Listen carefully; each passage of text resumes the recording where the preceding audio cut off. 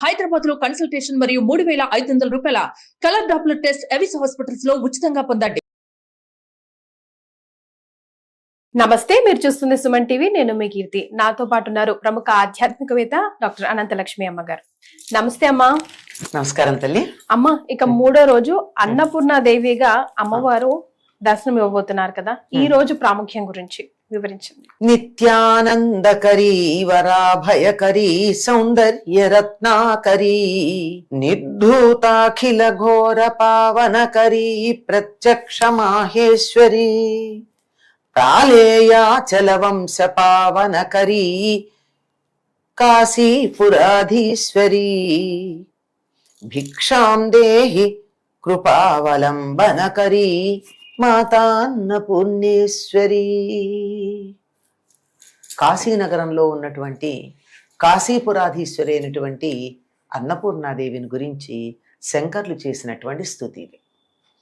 ఈ నవరాత్రి మహోత్సవంలో కనకదుర్గమ్మ వారు అన్నపూర్ణాదేవి రూపంలో కూడా మనకి దర్శనమిస్తూ ఉంటారు.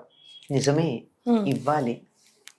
అటు విజయవాడ కృష్ణానది ఒడ్డున ఉంది. కొంచెం అలా కొద్ది మైళ్ళ దూరం అలా వెడితే గోదావరి ఉంది.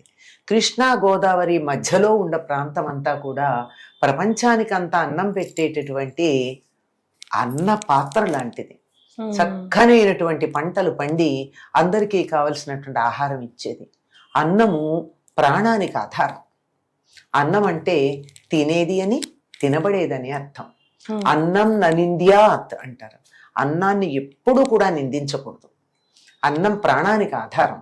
మనం ఆ తగుమాత్రంలో శరీర పోషణ వరకు తిన్న వరకు అన్నాన్ని మనం తింటాం. ఎక్కువైతే అన్నం మన్ని తింటుంది. అదే కదా అనారోగ్యం చేసి.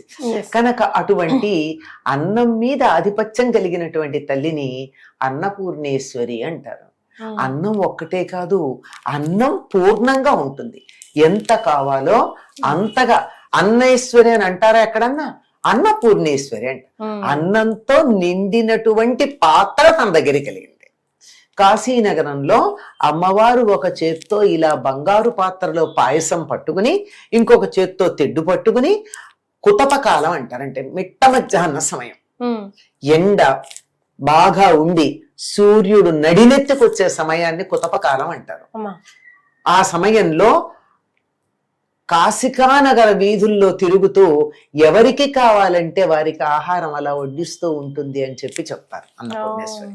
ఇప్పటికి కూడా మనకి కాశీలో అన్నపూర్ణ మందిరం దగ్గర నిత్యాన్నదానం జరుగుతూనే ఉంటుంది. అటువంటి అన్నపూర్ణగా మనం అమ్మవారిని ఈనాడు ఆరాధించుకుంటూ ఉంటాం. ఇవాళ మాత్రం తప్పనిసరిగా మిగిలిన రోజుల్లో చేసినా చేయకపోయినా పాయసాన్నం మాత్రం చేస్తారు. ఎందుకు అంటే అమ్మవారి చేతిలో పాయసం ఉన్నటువంటి పాత్ర పట్టుకుందన్నారు. పరమాన్నం అంటారు. పరమాన్నం అంటే మన దృష్టిలో పాయసం, కానీ పరమమైనటువంటి అన్నం, మామూలు అన్నం చాలా శ్రేష్టమైనటువంటి అన్నం. అటువంటి అన్నాన్ని ఆవిడ ఆహారం తన చేతిలో పట్టుకుని అందరికీ వడ్డిస్తూ ఉంటుందని. ఇంకా ఎవరికి వడ్డిస్తుందమ్మా? అందరికీ అనుకుంటున్నారా? సాక్షాత్తు శివుడికే వడ్డిస్తుంది. శివుడు కూడా అలా భిక్షకి ఆవిడ దగ్గర అడుగుతారు. ఈ శంకర్లు ఏమడిగారు? ఏమడుగుతారంటే మాతాన్నపూర్ణేశ్వరి కృపావలంబనకరే అని అంటూ ఎందుకు అడుగుతారు అంటే, జ్ఞాన వైరాగ్య సిద్ధ్యర్థం భిక్షాందేహి చ పార్వతీ. ఏం కావాలి మాకు? జ్ఞానము వైరాగ్యం అనే భిక్షలు కావాలి. ఊరికే కడుపు నిండే అన్నం కాదు మాకు కావాల్సిన జ్ఞాన భిక్ష. శరీరానికి ఏ రకంగా అయితే శరీర పోషణకి కావాల్సిన ఆహారం కావాలో, అలాగే మనస్సుని పోషించేటటువంటి ఆహారం కావాలి. అదేమిటో పోషించే ఆహారం? జ్ఞానం. మనస్సుని పోషించే ఆహారం జ్ఞానం. ఆ జ్ఞానం ద్వారా ఇదంతా పనికిరాదనేటటువంటి వైరాగ్యం, ఈ రెండూ కలిగించాలి అంటే అమ్మవారు మాత్రమే చేయగలదు. ఈ వైరాగ్యం అన్నింట్లో కన్నా అన్నం దగ్గర బాగా వస్తుంది. మీకు డబ్బు ఇచ్చారనుకోండి, ఎంత ఇచ్చినా ఇంకో 10 రూపాయలు ఇస్తే బానే ఉండి అనిపిస్తుంది. అవునా? అంటే చాలు అన్నట్టు అనిపించదు. ఒక్క అన్నం దగ్గర చాలు అనిపిస్తుంది. ఇంకా ఎక్కువ పెట్టి బలవంతంగా పెడితే బాబోయ్ వద్దనిపిస్తుంది. ఈ సంసారం కూడా బాబోయ్ వద్దనిపించేటటువంటి వైరాగ్యం సంసారం పట్ల రావాలి అంటే అన్నం పెట్టే అన్నపూర్ణేశ్వరి అన్నం మీద మనకి అక్కర్లేదనే భావం కలిగించినట్టుగా ఈ సంసారం మీద కూడా అక్కర్లేదనే భావం కలిగించగలిగిన శక్తి ఆవిడికి మాత్రమే ఉంటుంది. కనుక జ్ఞాన వైరాగ్య సిద్ధ్యర్థం, జ్ఞానము వైరాగ్యము రెండూ కావాలి. భిక్షాందేహి చ పార్వతి, నీ దగ్గర అన్నం తీసుకుంటే మాకు జ్ఞానము వైరాగ్యము రెండూ కలుగుతాయి. మాతాచ పార్వతీదేవి, పితాదేవో మహేశ్వర. లోకంలో అందరికీ తల్లి ఎవరు? పార్వతీదేవి. తండ్రి ఎవరు? పరమేశ్వరుడు. కనుక వాళ్ళని ఏమంటాం మనం? జగత్మాత జగత్పిత అంటాం. జగతపితరవు వందే అని చెప్పి మన కాళిదాసు పాడాడు. అటువంటి మరి బంధువులు ఎవరయ్యా? అమ్మా నాన్న ఉంటే చాలు కదా. శివభక్తా, లోకంలో ఉన్నటువంటి శివభక్తులందరూ బంధువులే. వసుధి, ఈ మొత్తం అంతా, ఈ లోకమంతా కూడా నా ఇల్లే అని చెప్తారు. అంటే వసుధైవ కుటుంబకం అనేటటువంటి భావన మనకు కలిగించగలిగినటువంటిది అమ్మవారు మాత్రమే. ఆహారం ద్వారా మాత్రమే అది సాధించబడుతుంది. అందుకని అన్నపూర్ణాదేవి అవతారాన్ని మనకి విజయవాడ కనకదుర్గకి ధరింపచేసి ఆకలి వేసిన వారికి అన్నం పెట్టడం అన్నది ప్రధానమైన లక్షణం. జగత్ పోషకత్వం అనేది అక్కడ అన్నపూర్ణలో కనపడుతుంది. జగత్తుని పోషిస్తుంది ఆ తల్లి. ఆ జగత్ పోషకత్వం కలిగించేటటువంటి ఆ తల్లి ఉన్నది.